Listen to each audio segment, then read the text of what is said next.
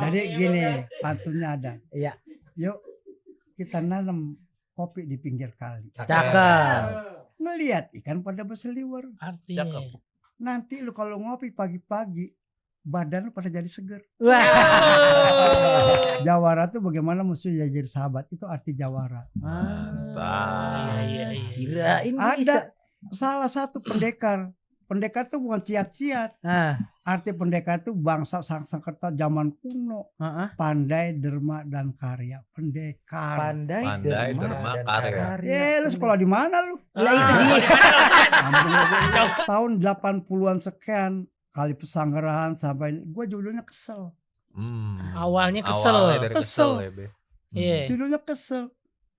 Tahu-tahu ntar lewat kasur, lewat lemari. Di kali itu. Iya. Judulnya kesel. Buang sampah sembarangan. Itu bukan bobo box tuh. Judulnya kesel gue. Judulnya kesel itu ya kemudian singkat kata ya gue periksa.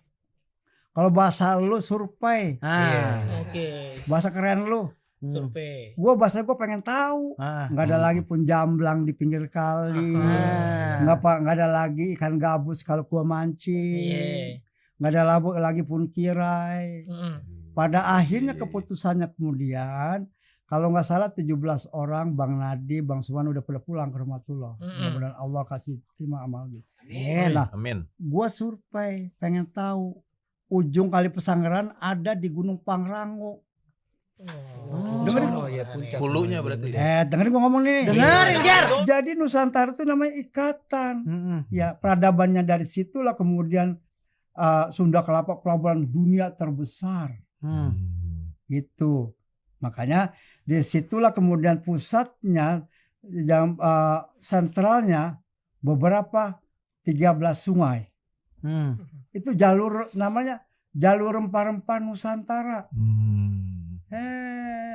Salah lagi. Kekuatan itulah yang gue bicara sama anak-anak ya.